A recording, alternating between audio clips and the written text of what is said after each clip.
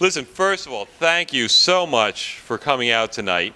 You know, when we planned this back in July, we had no idea what to expect with a new idea, so new for Santa Monica in terms of taking a giant airport and turning it into a giant park.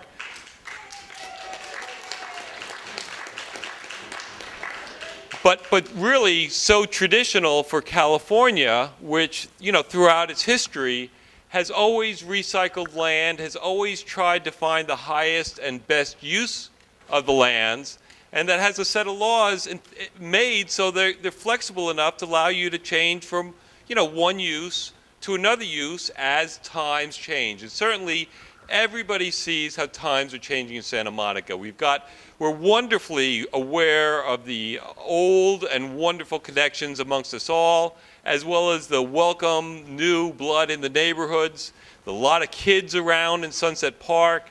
Unfortunately, a lot of traffic now coming through Santa Monica. So it's a struggle to keep up with changing times. And back in July, when we put this together, we kind of wondered what it would be like, whether anybody would be interested. Of course, you know that much more recently, there's a terrible, terrible human tragedy at the same airport. And really, it's very important, I think, to recognize that some wonderful and beloved members of the community lost their lives quite by accident and quite unfortunately right in the middle of a wonderful life. Mark Benjamin was 63, I think. His son Luke was 28. So if we could just have a moment of silence to remember him, and if you had a specific memory of him, maybe you can think of it now.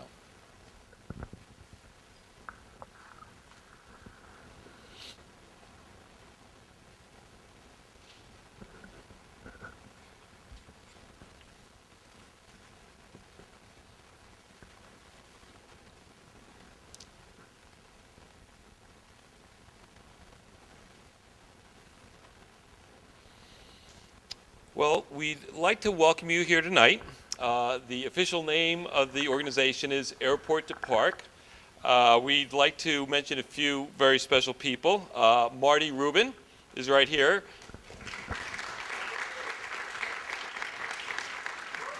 And everybody's going to be, if you're going to wonder why people are so fast, it's because we are absolutely going to have you walking out that door right there at 9 p.m. on the dot. So we're going to get through all our topics, but the first thing we'd like to do is, Marty, just have a few words about what's going on, and then next we're going to ask John Fairweather up, if he could come closer. Well, I am definitely excited about where the direction is going. I'm Martin Rubin, Director of Concerned Residents Against Airport Pollution, and I want to thank you all for coming out, kick off this event, getting on the Airport to Park train or the Airport to Park wave, or whatever you want to call it. And I would ask that everybody stay involved and we build the momentum and make this happen. Thank you. And next I'd like to ask David Goddard, who actually personally got me interested in the airport during a meeting long ago.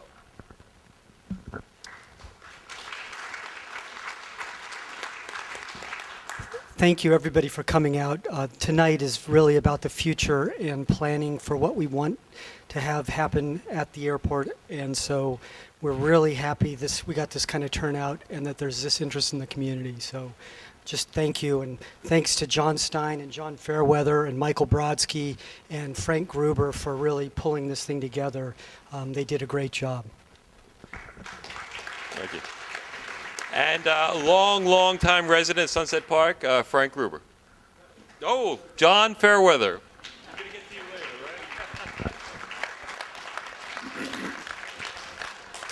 right? I just wanted to thank everybody for coming tonight and say that together we are co-creating reality. So let's not just think about making a big park. Let's make a great park.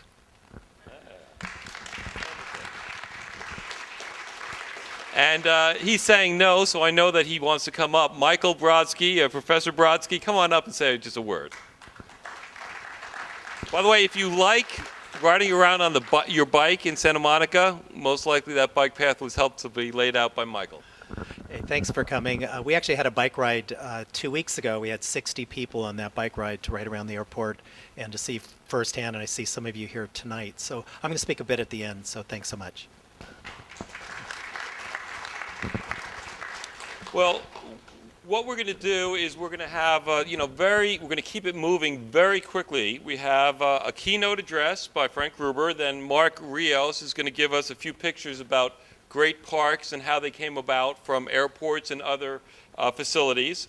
We're going to have a few questions, and then we're going to break out into groups around these tables with giant diagrams, about 4 or 5 feet of the airport, for you to doodle on. And we hope the doodles are as smart as the people in Santa Monica are, and go into a big pot of ideas. In other words, we're not worried about whether X is on the left or right. We're just worried that we get X into the pot of ideas. You're also going to have a personal sheet so you can hold on to your thoughts and hand them in.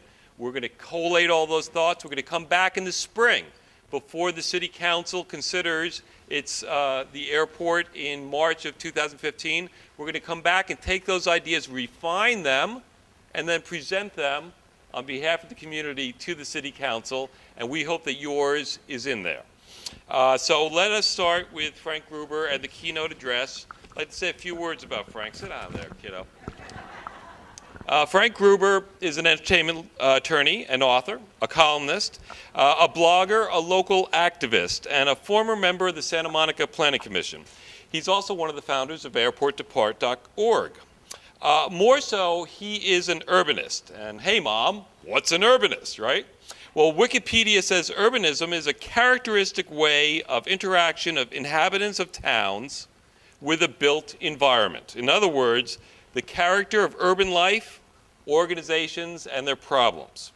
Well, if you like crossword puzzle, imagine a city so full of people going about their different lives and so packed close together. Now that is a crossword puzzle to envy. And Frank has been fascinated with urbanism since he first moved to Santa Monica in 1938? 1983. Please welcome my good friend, Frank Gruber.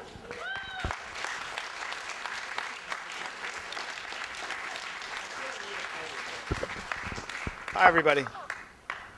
First of all, just an important question. Is anybody here DVRing the Dodger game? So you don't want to know what the score is? Okay, all right. What? I'm not going to say, I mean, Mike, I know that you're a big DVR of the Lakers game, so you have to respect other people DVRing the Dodgers games. I better get my glasses on. I put this in 16-point type, but I still need my glasses. Okay, I'm going to make a few remarks to put what we're doing tonight in historical context. Can you hear me okay? Is it coming? All right, I'll try to hold this up better. I'm going to try to put this into historical context because we're at an historical moment. We at Airports of Park have called this a once-in-a-generation opportunity, but it's really more like a once-in-a-century opportunity, because it was nearly a century ago that the city of Santa Monica began acquiring the land at the airport with money raised with a parks bond. At that time, an airport, basically a dirt strip then, was considered park-like, but that hasn't been the case for a long time. Donald Douglas may well have been the most important person in the history of Santa Monica, but if so, he became that by turning the airport into one of the world's biggest industrial plants, part of the arsenal of democracy that won World War II. By the 60s, however, when the city denied Douglas's request to condemn residences to expand the runway so that he could build jets there, the residents of Santa Monica and city officials had recognized that the airport was no longer a good fit. Things got worse when the FAA required the airport to serve jets. In response to that, in 1981, the City Council voted to close the airport.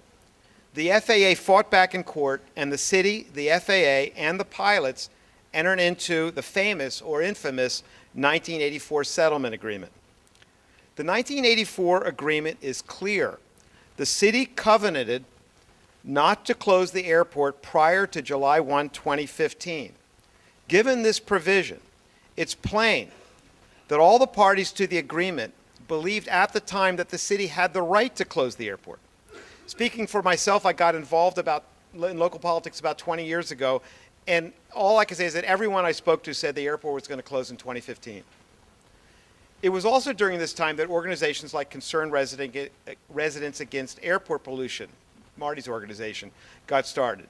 They brought to everyone's attention the negative impacts of the airport. The 1984 agreement gave all aviation users 30 years to earn back a return on their investments and make arrangements to leave the airport. The aviation users often defend the airport by saying that nearby residents knowingly bought homes near an airport, but it's they who have been on notice for more than 30 years that the airport would close.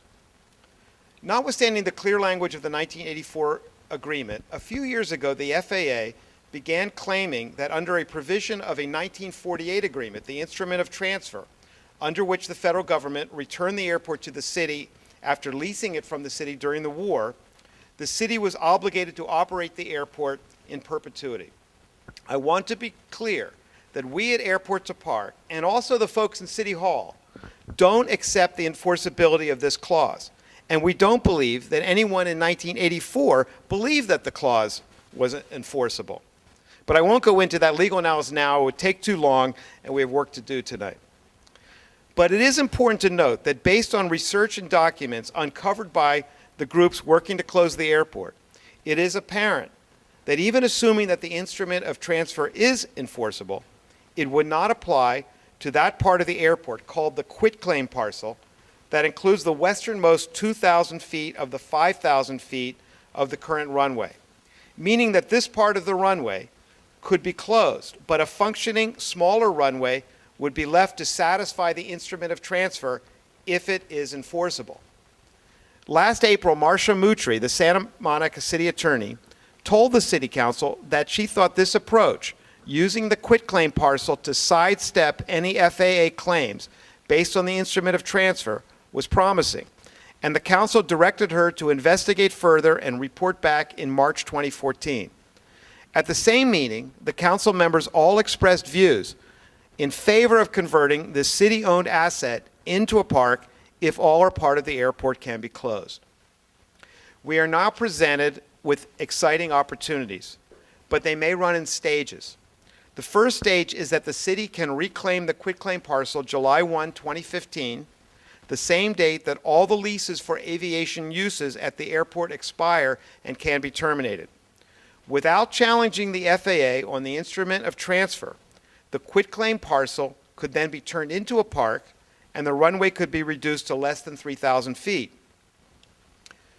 We believe that ultimately, with a less than 3,000 foot runway, which could not serve jets, and without aviation services, the airport would have to close, and the whole of the runway and adjacent areas could be turned into a mile-long park.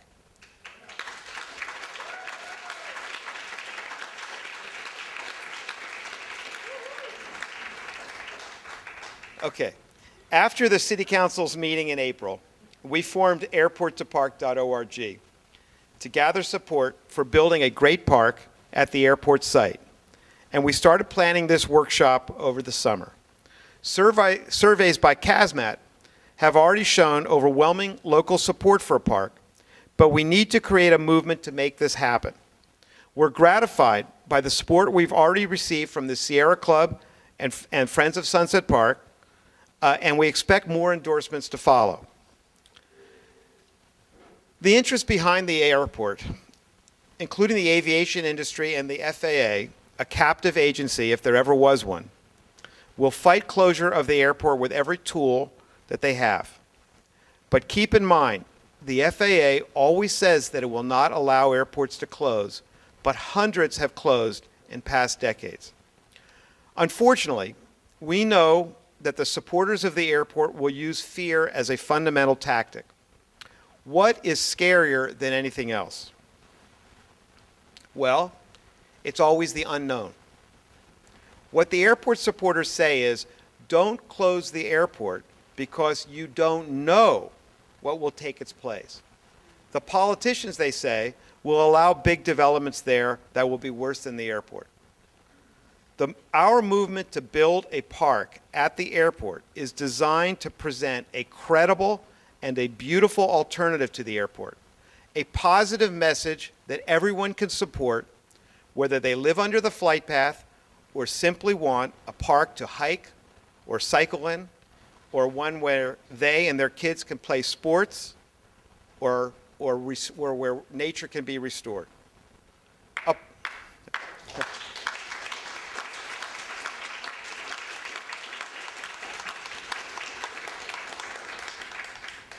A park would be a healthful, sustainable, environmentally safe, and economically sound investment in Santa Monica's future. Tonight, we're taking a major step in that direction. Later on in this evening, we're going to ask you to brainstorm about what a park could be, what it could mean.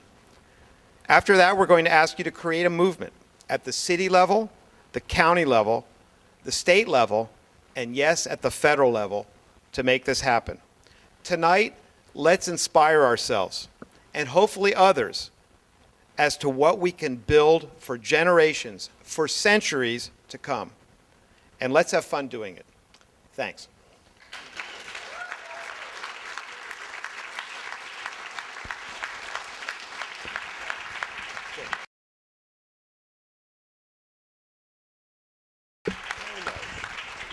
Was that a lovely speech?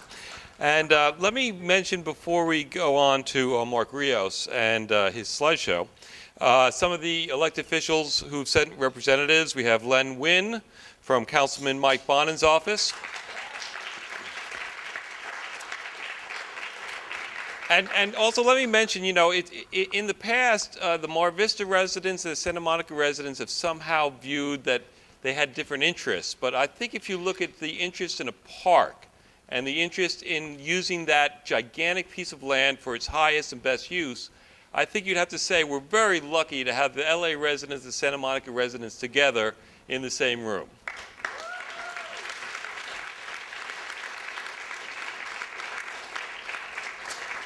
Now, we'd also like to mention Dave Ledger here from Senator Ted Lieu's office.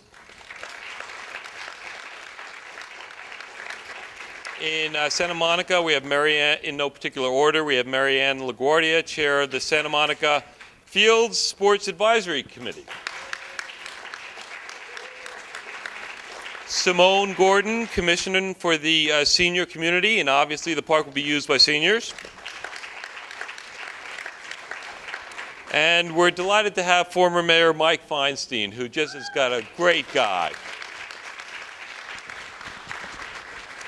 Now, you know, I grew up in rural New Jersey. I actually grew up in the town where George Washington hid from the British troops because it was hard to get to. And my best friend in elementary school was Jackie Conroy. And I spent more time in his house down the street than I did in my own. He had a big Catholic family, 8 kids, and they were always cooking, and Mrs. Conroy just filled the house with food. I myself, I grew up in a typical Jewish house, eating leftover Chinese food most of the time. So it was just great to go over there and watch Mrs. Conroy make something out of nothing. You know, old vegetables, last night's meat, half-eaten fruit that somebody had discarded. All of a sudden, voila, there was something delicious to eat. And so I loved it there. Well, if you've ever been to the award-winning Grand Park in downtown Los Angeles on Bunker Hill, now that makes something out of nothing. I've been going to the downtown courthouse, which is one of the buildings right on the park. I've been going to that courthouse for 27 years, and boy, it is a pit. That park is now opened up. It's full of life. It's full of kids playing in fountains. It's full of dogs being walked. It's got farmer markets. It's got union demonstrations. It's got views of the city hall. It's a fabulous place, and Mark Rios made something out of nothing there.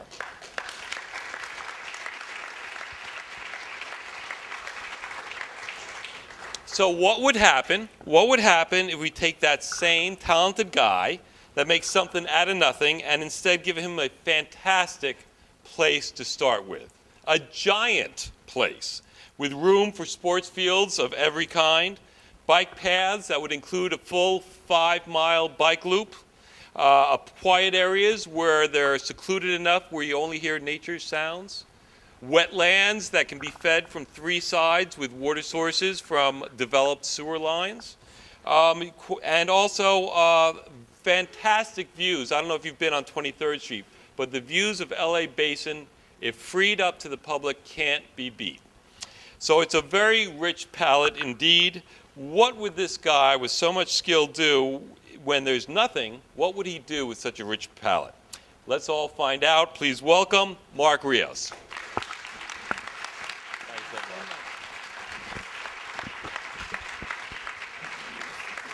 Thank you so much. I can really feel the energy and excitement in the room. It's really terrific.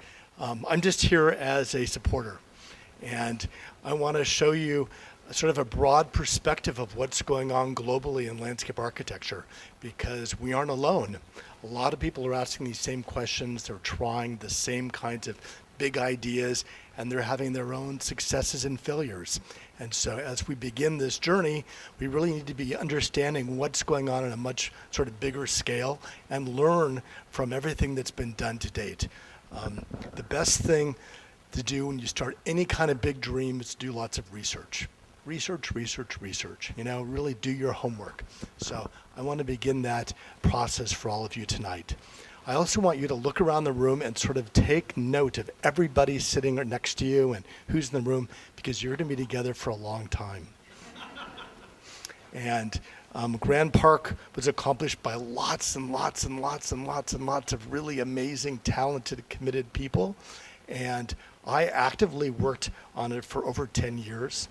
And I think it was probably at least another 5 years it was actively pursued before that. So these are really long-term adventures. And you have to be able to be in it for the long haul and be patient and be committed and believe in what you want to do. And, you know, it finally happens, but it takes a while. And so get to know everybody, because you're each other's comrades here and sort of fighting for all of that. So.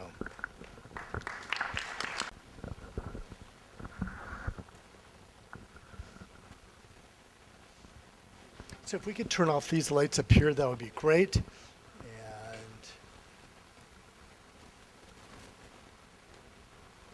perfect. Okay, so here we are. And looking down, this is about 200 acres.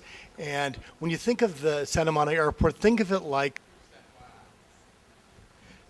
the airport has about 200 or so acres of land associated with it, and you need to think of it almost as like an impenetrable mountain in the format of the city. You can't get through it, you can't get across it. It's like a rock. It's a big, solid object. And we've all been around it for so long, we know all our routes of cutting around this street or that street, but it really makes this huge block in our city. And by the very nature of an airport and its need for security and fencing, it really destroys sort of an urban fabric. And so one of the most important things to start thinking about when we think about this 200 acres are the way that it can reconnect the city and reconnect neighborhoods, and access from the city can really be used at this piece of land. We've talked a lot about thinking big. Thinking big is really, really important. Thinking about 20 years away and 50 years away, trying to sort of not focus on all of our immediate and sort of local issues and problems, really thinking big and thinking green. How do we really transform this into something that's really fantastic? The good news is that we're sort of not alone. There are places all over the world. This is a military airport. This is another military airfield, a former military base. You can see the Golden Gate Bridge in the background, decommissioned railroad lines, big switch yards for trains, rail yards, post-industrial waterfront areas, other sorts of, this was a Union Oil factory on the edge of the water in Seattle, a utility plant. There are all sorts of really interesting uses of urban land that have all been transformed into public places. As our cities get more dense, for our buildings we can go up, but for parkland you can't. You need to go out. And so there's a whole series of places all over the world that are looking at transforming post-industrial places, airports, utility plants, factories, into green spaces. And there have been a lot of real successes in that. So what I want to do is just go really quickly and give you some examples of this kind of transformation, to sort of look at the scale, what they've done with it, sort of what have been successful. So I think there may be 5 different categories of places that have been transformed into parks. There are a lot of quarries that have stopped their mining, and they're big pieces of land that have become parks. Landfills have been transformed into parks. As landfills have been capped, they've exceeded their capacity, they've been turned into public spaces. There are numerous industrial and military complexes in this country and elsewhere that have been converted into public parks. Rail yards, as transportation has really changed and the needs for movement of goods have changed patterns, rail yards have become, some have become obsolete and have transformed into public places. And airports like Santa Monica Airport, we're going to look at several airports tonight, really briefly, that have had this same sort of transformation. So when you add up all those different kinds of places all over the world, there's like really an amazing sort of example of lessons that can be learned about how do you do that? How do you take a big piece of land in the middle of a city that wasn't designed to be a park, and how do you deal with all the issues as far as pollution and mitigation of traffic and programming and accessibility and security? How do you pay for it? There's lots of things that we can look at and learn to see how that can be done. I want to go through just a few examples of each of these just to give you a visual idea of what they look like and let you see some of the possibilities. The first one is a quarry in Shanghai, and this basically is about 10 acres, so it's like a 20th the size of the project we're looking at. The park just opened in 2012, and it's been open to the public for a year now. And this is a picture of this big quarry. Mining had persisted for about 50 years, and it wasn't a feasible and economically viable mine anymore. And so the city of Shanghai was left with this big, basically blemish in the middle of it. Here's sort of right, maybe 10 years after the quarry was sort of stopped being a quarry mine, and it's interesting to see how the natural vegetation started to take over this place. It really began to sort of change its look.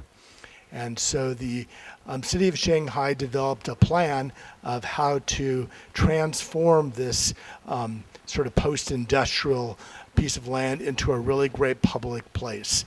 And one of the key factors of the day they dealt with this was, how do you get people down into the quarry? How do you really make it usable? And so from this aerial, you can see a series of bridges and paths and docks and all sorts of public ways, the way that accessibility to this previously inaccessible place was maintained. And it's really pretty amazing. There are these series of walkways now that are suspended off the walls of the quarry, and you sort of descend down into it and walk through it, and they've brought in water through natural drainage channels, and it's really become this really beautiful park oasis.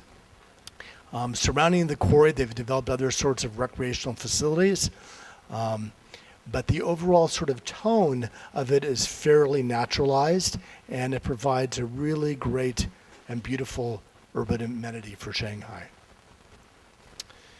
Landfills in the last 10 years have really become key redevelopment areas. This is a landfill in Israel that was closed in 1999, and landfills typically have lots of issues with methane and how you mitigate those sort of environmental issues. It's 2,000 acres, so it's 10 times basically the size of the airport. They are just starting to open the first phases of it. But this is part of the dumping ground. So here's where a lot of the landfill trash was dumped, and it was dumped in other areas sort of behind that freeway and the power poles. And basic landfills are these huge piles of trash that are covered with dirt And finally, they're topped with a liner, and the liner protects the methane so it can come out in certain areas. And so an overall master plan was done for this landfill about how you gain accessibility to it, how do you develop it, and this is a long-range plan. This plan will probably take 30 years to realize. And here's a view of it in its first phase where it's starting to be greened. And you can see a lot of the roadways are sort of being transformed into paths. It's early in its transformative process of becoming a public place. The city, which I think is really, terrific, has like a 12-phase plan for it. And phase one is to get people on top of it to see it and understand it. So they've developed a series of these little viewing platforms that you can climb up on top of this hill and you get this amazing view back of the city. So even in its first evolution, it's really an amazing amenity for the city. There are also a whole series of industrial and military complexes that are being converted into large parks. Probably a lot of you have been to the Olympic Sculpture Park in Seattle. And again, this is only 9 acres, so it's fairly small. It's been open about 6 years. And the image on the left is the old Union Oil property up against the water, and the expressway sliced through it. And the goal of this project was to span the expressway and link downtown back down to the waterfront. So here's a picture of it before, and here you can see the expressways really slicing through it and cutting off any connection from the city down to the water edge. A really ambitious plan was developed to bridge a park over all the expressways to create a museum and a whole series of paths and gardens and public places, including really an amazing collection of public art. And it's, very successful and widely used and really links the city with the water edge, which this property had really denied that linkage. Big ideas.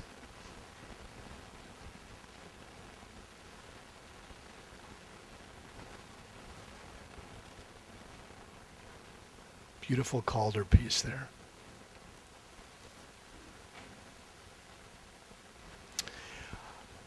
This is a project in Monterrey, Mexico.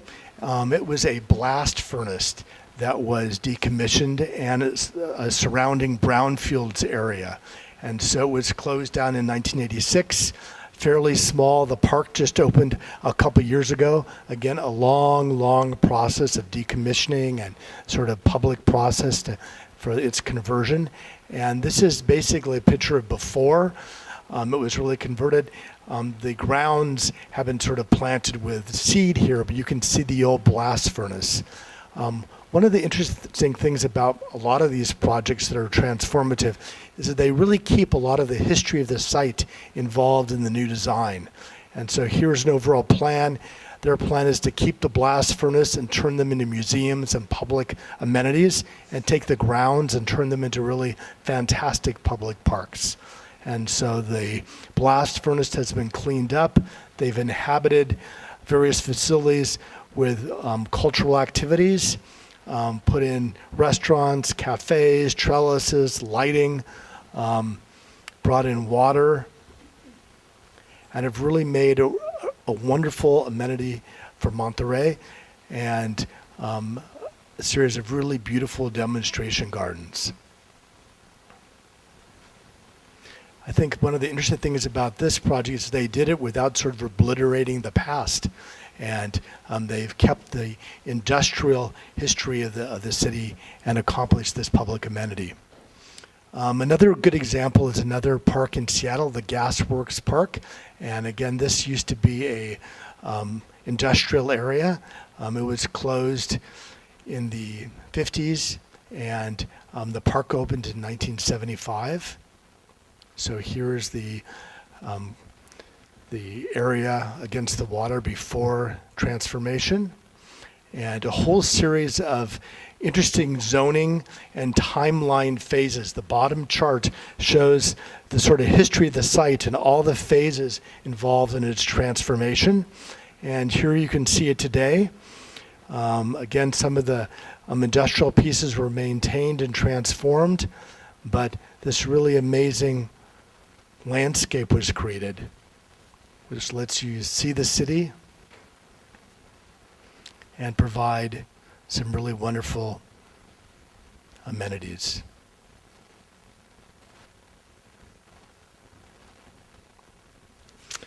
Rail yards are being converted, and there's some really great examples in Santa Fe, New Mexico. There's a park by Ken Smith, and it was basically the closure of a big rail yard. And through the funding from the city and also from the Trust for Public Land, this rail yard was decommissioned and trains were transferred, and it was really examined as a public park, but also adding many cultural facilities as far as museums, entertainment, restaurants, cafes, so on and so forth. And this is kind of great because this diagram shows all the different activities, all the different things that can happen in the railway park. Some images of it finished, lots of places for exhibits and concerts and various community activities, and transformation of a lot of the rail lines into gardens and walkways. And one of the interesting things about this project is the incorporation of some of the old rail pieces, like some of the tracks and some of the artifacts, how they really become part of the garden. I imagine a lot of you have been to the High Line. I hope so. If you haven't, go. The High Line is a really great example of the transformation of a post-industrial relic.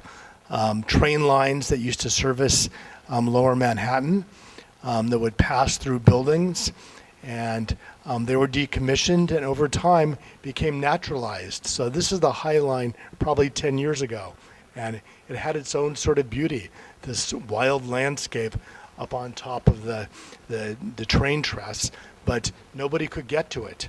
And so the city, here's a plan of it, its extent, and really trying to look at all the connections and how you get to it, and various facilities that might tie into it, and looking at the activities that might happen along it. And one of the things that's, I think, pretty amazing is to see how it needs to sort of grow over time. And so here's the High Line at year 1, here year 2, year 3, year 4, so on and so forth. And it's an additive organic process. Everything doesn't happen at once, but you have to have sort of a big idea of where it's going, which allows for these other things to add on as the place has its own sort of energy. One of the key things about the High Line is this introduction of this naturalized landscape. And so a lot of studying was done on the naturalization, and as the plant material matured, other kinds of birds would come, other kinds of micro botanical communities would start and be developed, and this would be a natural evolving landscape.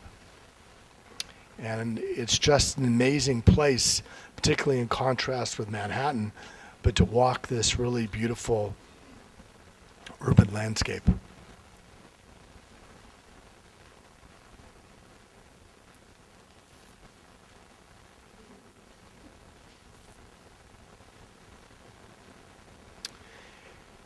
This is a park in Germany, in Berlin, and again, it just opened. It's 26 acres, and it was a rail yard like Santa Fe and like the High Line, and many of those rail lines were decommissioned, and so the city undertook a large master plan of what to do with that space, and really designed a whole series of naturally evolving landscapes that don't take tons and tons of maintenance and pruning and clipping, but really developed lots of active recreational spaces and ways that you could link one part of the city within the other part of the city, which were previously cut off by all the rail yards.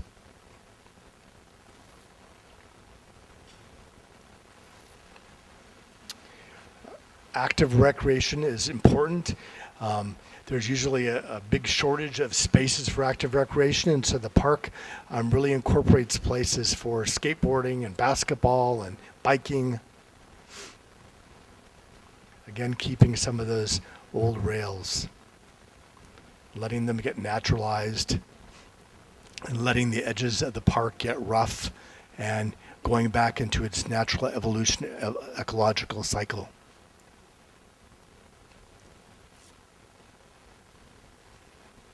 Let the wilderness come back to the city. And then there are some really great parks that are being made out of airfields, very similar to the things we're going to be looking at in Santa Monica. One of the oldest is Crissy Field in San Francisco at the Presidio, 130 acres. So again, somewhat similar in scale and size. It opened in 2001.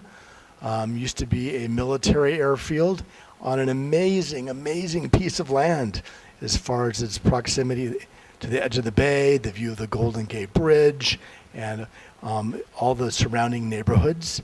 And so the overall master plan called for a lot of passive recreation, community access to the water, which was completely separated and cut off by the prior airfield, and again, incorporation of art and pathways and the ability to experience nature in a much more naturalized way.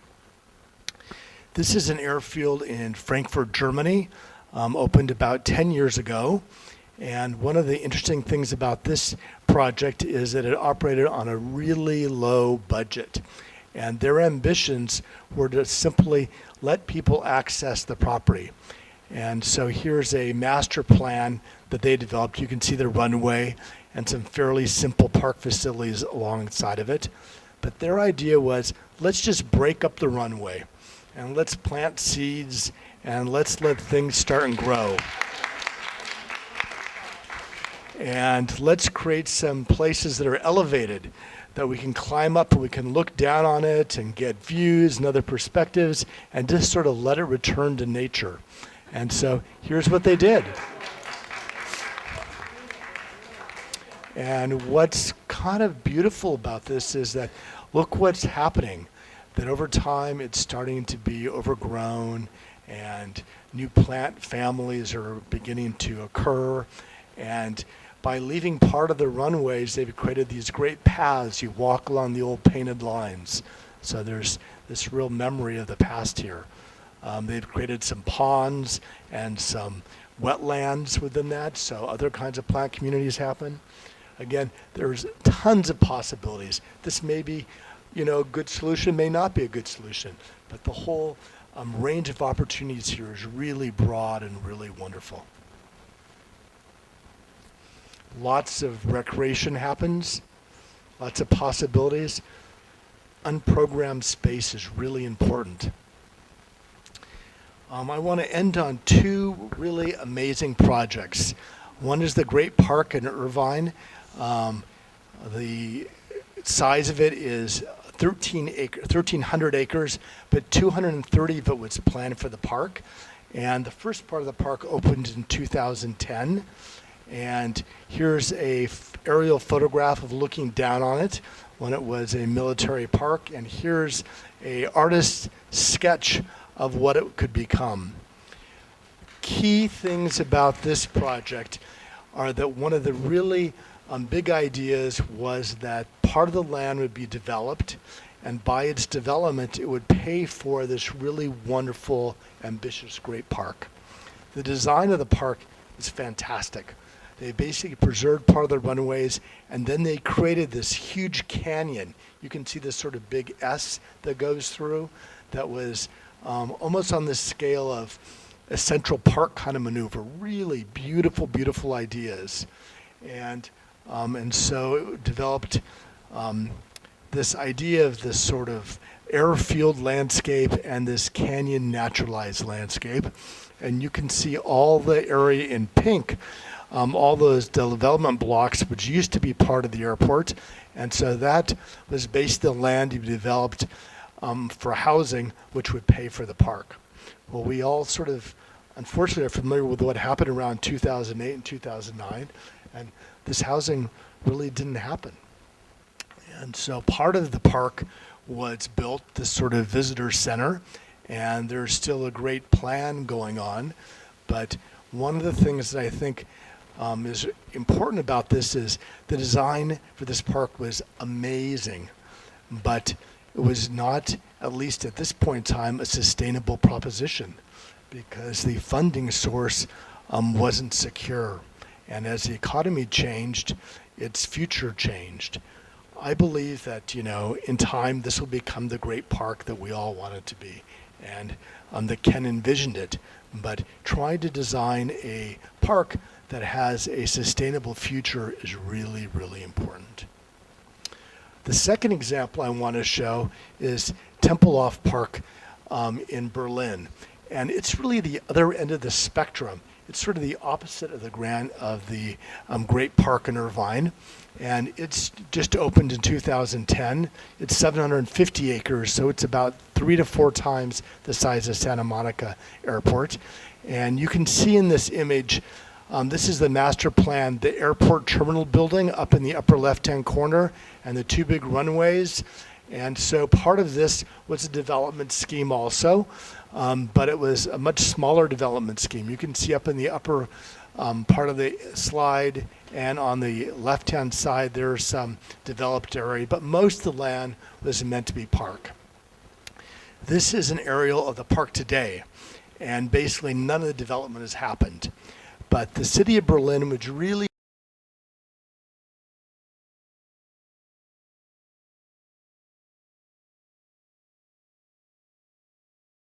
actually was done for the infrastructure. Some of the plans that just show what the qualities of the park are like as far as some of the materials.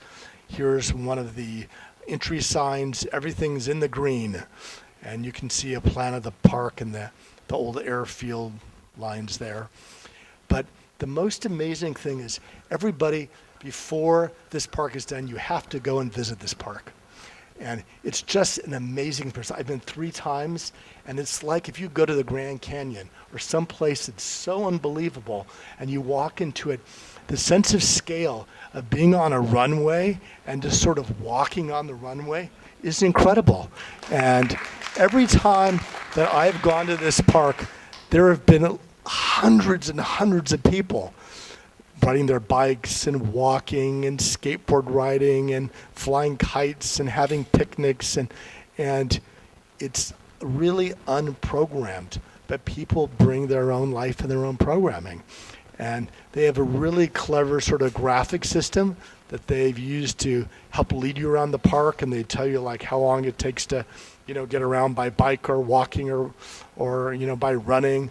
A lot of the old runway graphics are still there. And it's really a wildly active place. They're also letting nature sort of take over. And so some of the runways, they aren't paving again, and they're starting to break up. And they're allowing all the perimeter areas around the runways to be used for gardens and festivals. And so it's a fairly mildly intensive development, but it's really had great success. And so I think that everybody has to sort of be really excited about the possibility of this transformation, but realize that it may start with some really simple gestures like this project, and it may end in some really fantastic gestures like Ken Smith's project in Irvine. But those things can evolve over a long period of time. One of the things I always remember is that Central Park took, 50 years or 100 years to become a great park. And what you're thinking about here for Santa Monica is going to take a long time. We're not going to design it. We're not going to make it. It's going to be an additive process over many generations to make this thing happen. And so here's the palette that you have to work with. And it has amazing views. There's a view out to the ocean. And with very little height, you can see water. And there's a lot of surrounding buildings that could be amazing potential for facilities. And getting up just a little bit, all of a sudden you get this amazing perspective of the Santa Monica Mountains. And so we need to sort of take all these lessons from all these other places and figure out, how do we make this place become something really great? How do we make it happen in a sustainable way? And how do we be patient to sort of go through the various steps that it takes to happen? And so we want to think really big and think really green. And I want to end on just a few images of Graham Park, because I think my biggest lesson with this project was patience. And it does take a long time, but you just have to believe and move forward, and slowly it happens.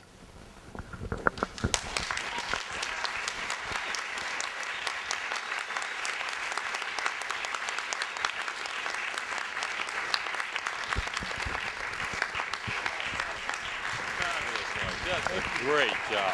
Fabulous. Absolutely great.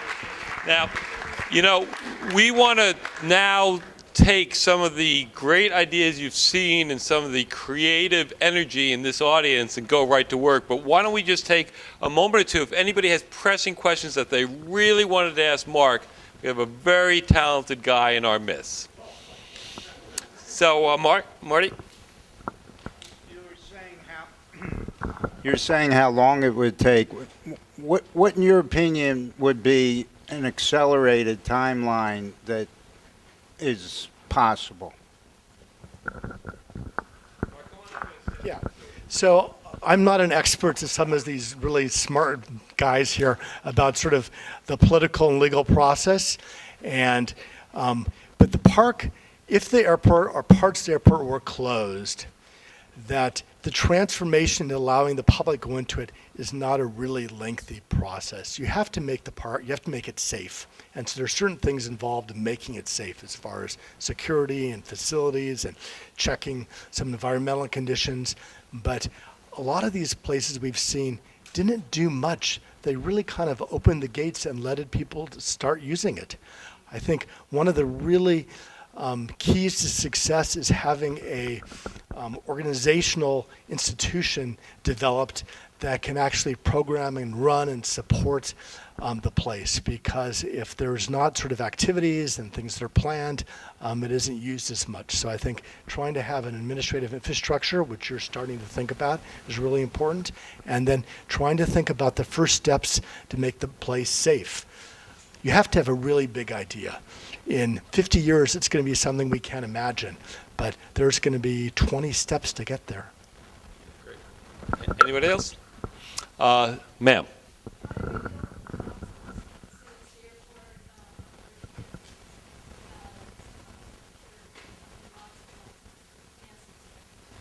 Okay, so for the rest of you, the question is, how do you deal with the toxic remnants of so many years as an airport? You know, I think that there needs to be a long period of testing and really understand where those areas are and what those conditions are. And we all know. But it uses standard technology that Absolutely. I mean, just think about so many gas stations that used to be on corners all over Los Angeles that are now shopping centers or something else. And so there's remediation that has to go on.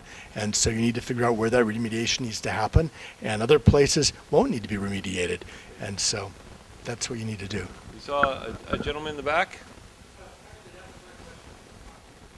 Great. Now, I have a question. You know, we saw the original map of Santa Monica and completely packed with houses around it. And then we saw Seattle, New York City, Berlin, Shanghai, which has got, 18 million people. We saw a lot of usage of the parks. Is there something about just having so many densely packed, carefully organized streets and then a place where you can just do whatever you want that attracts people? We all need space for our health. You know, we're lucky in Santa Monica with the ocean. That's actually a lot of space. But we can't occupy that space very much. And so being able to be in a really large landscape is just really nourishing to our soul. And think about it, really it's like going to the Grand Canyon. There's this moment of awe when you're in a space that's that large. And being in Berlin, that park is really quiet. Traffic is so far away from you. You're just in this huge, big, quiet place. And it's the most inspiring experience I can think of. Can you just talk about when we're going to